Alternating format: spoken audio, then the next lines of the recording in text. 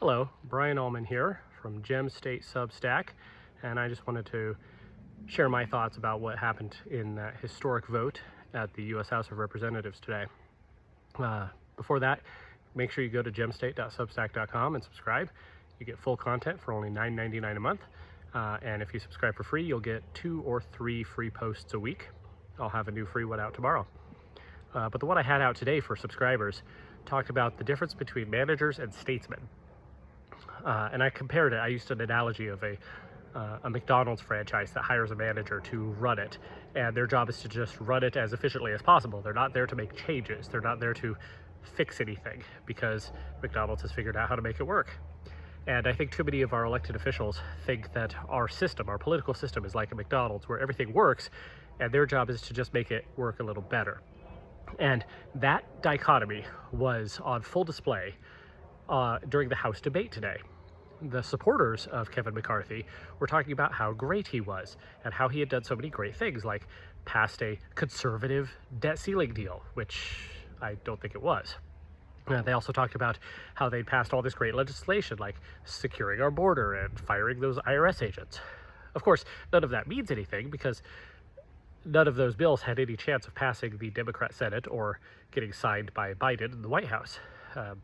If you've paid attention to politics for long enough, you know that when Republicans are in the minority, they talk big. They pass big bills.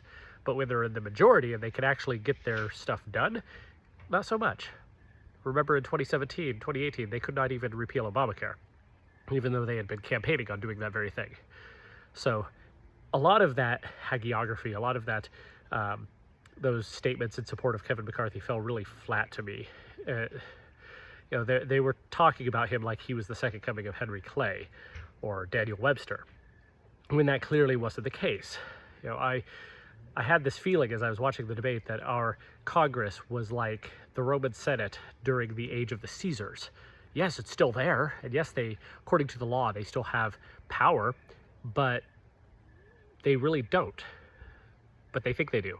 So they dress up in their togas and they go and argue and debate and act like they're important, which they are not. And that really seemed to sum up my feelings toward the debate today. But as for the actual removal of the speaker, it is interesting. This was the first time in over 100 years that the House attempted to remove the speaker. Back in the 1900s, they voted to vacate the chair of Speaker Joseph Cannon, and they actually failed in that. But this time they succeeded. And that makes Kevin McCarthy the shortest serving Speaker of the House since Reconstruction. Now, I am of two minds of this, because as I just got through saying, the supporters of McCarthy were, it was disgusting to listen to. They're talking about their role in this big bloated swamp of a government as if it was virtuous. But at the same time, I really don't like the optics of Florida Congressman Matt Gaetz and the 7 or 8 others who joined with the entire Democratic caucus to remove a Republican speaker. I never like that when Republicans have to work with Democrats to attack other Republicans. I condemn that here in Idaho when it happens, and I really don't like the optics of it at the national level either. Secondly, everything in politics comes down to the one question, compared to what?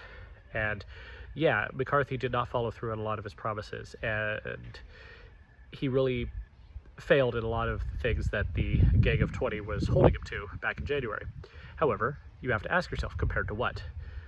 Who else do they have in line?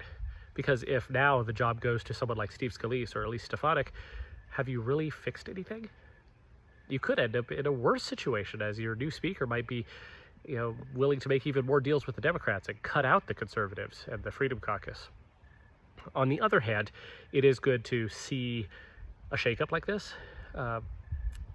It's good to see this put on display for the American people that our Congress is so dysfunctional and that they really have zero connection to their voters. That's the knock against the Republicans for the past 20 years. I mean, that was the whole thing about the Tea Party in 2010, is that we felt like our Republican leadership was not listening to us. And so we sent people like Raul Labrador to Congress to go fix things up. But unfortunately, a lot of those people got sucked into this system. And, now we're basically at the same place where we started. People like Kevin McCarthy or Mitch McConnell, they don't really have our best interests at heart. They don't really care about America per se. I mean, both of them want to dump as much money as possible into Ukraine. So it is good to see a rebuke to that. I'm just not sure what comes next. In any case, please subscribe at gemstate.substack.com, and I will talk to you later.